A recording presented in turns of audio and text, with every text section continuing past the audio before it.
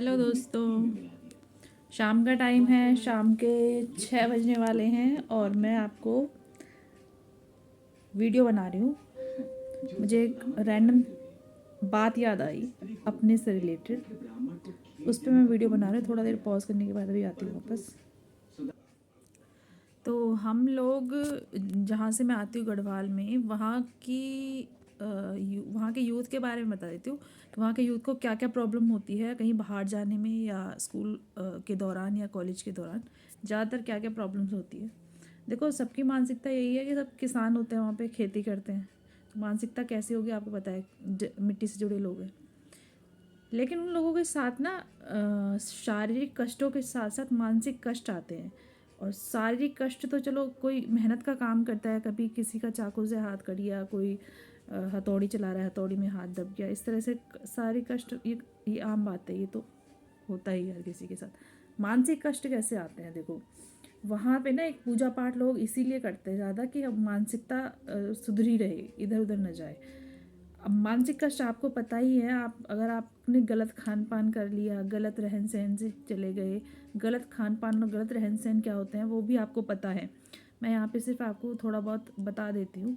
जैसे कि हमने एक तो पता है, हमें जब हम बचपन में जब हम खाना खाते थे ना, तो हमारे माँ बाप कहते थे बेटा पहले हाथ पैर सही से धो और सुबह नहा धोकर पूजा पाठ करके तब खाने के लिए बैठो।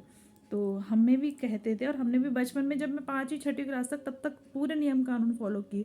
जैसे ही बच्चा बड़ा होता है ना, वो अपने दिमाग से काम करता है, और अपने दिमाग से उससे हो नहीं पाता है काम, क्योंकि वो रहता तो मम्मी पापा की छाया में ही है ना। और उस टाइम हम बड़ा, जैसे बच्चा बड़ा बड़ा होता जाता है, वो जिद्दीपन उसमें आता जाता है, कहता है नहीं मैं खुद करूँगा, और खुद कर नहीं पाता है।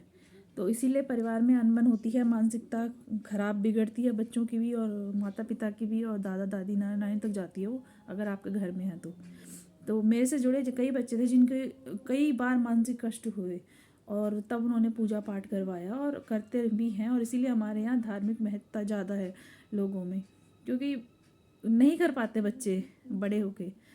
मम्मी पापा से तो बिल्कुल कंपटीशन उनका हो ही नहीं पाता, क्योंकि मम्मी पापा तो क्या कहते हैं, एक्सपीरियंस कर चुके हैं अपने जीवन भर में। अब वो सोचते हैं कि हम बच्चों को सिखाएंगे, लेकिन जैसे बच्चे बड़े होते हैं, 5वीं 6वीं क्लास पार करते हैं, वो जिद्दी करने लगते हैं। अब वो है, पता नहीं क्या है वो चीज़, मुझे भी नहीं पता, क्योंकि हमारे साथ भी हो चुकी है।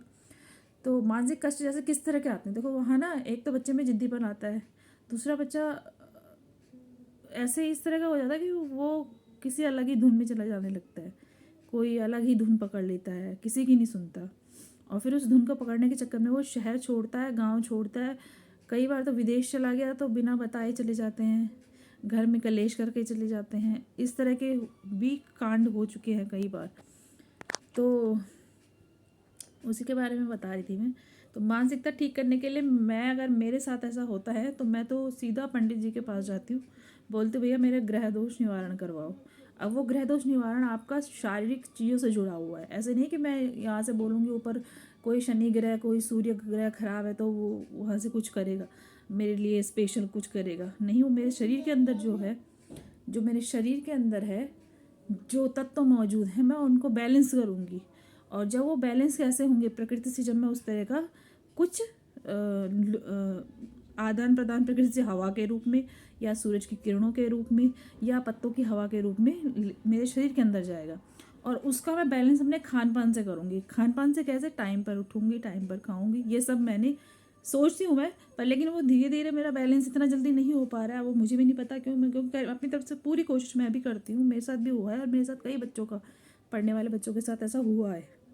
तो मैं करती रहती हूँ उसका बैलेंस के लिए, और बहुत अगर आप मेरी सुनोगे तो इसमें बहुत अच्छा भी लगता है, लेकिन मेहनत बहुत है, बहुत ज़्यादा ध्यान लगाना पड़ता है कि आपने यहाँ पे गलत सोच दिया, यहाँ पे गलत पढ़ लिया, कर लिया, इस तरह का कंसंट्रेशन बढ़ाने के लिए मतलब पूरी मेहनत करनी पड़ती है। सुबह टाइम पे उठो, आप 4 बजे उठते हो तो 4 बजे उठ के नहा दो, और अगर 7 8 बजे भी उठते हो तो उठ के हाथ मुँह धो के अपना ध्यान एक चीज़ पे रखोगे, आपने कल क्या किया, रात को क्या काम किया, वो सारे काम ही आपको याद रखने हैं अपने।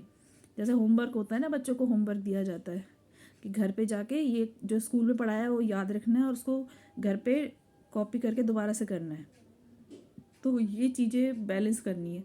तो स्कूल वाली चीज़ें जो होती हैं वो भी घर के ही काम के लिए थी, आपको घर में ही उपयोग करना था उनका, लेकिन कैसे यूज़ करना है वो सब आपको अपनी दिमाग और अपने खान पान के चीज़ों को बैलेंस करके पता चलता है। मुझे तो अभी तक पता यही चला है, बचपन से पता चलता है, लेकिन जब भी बिगड़ती है चीज़ें फिर वापस से सुधारनी पड़ती हैं। अब बिगड़ती भी है तो वो जब आपके अंदर की चीज़ें जो खराब हो जाती हैं, कौन सा तत्व खराब होता है वो तो मैं सीधा पंडित जी के पास जाके पूछती हूँ या डॉक्टर के पास जाके, दो ही हैं मेरे पास।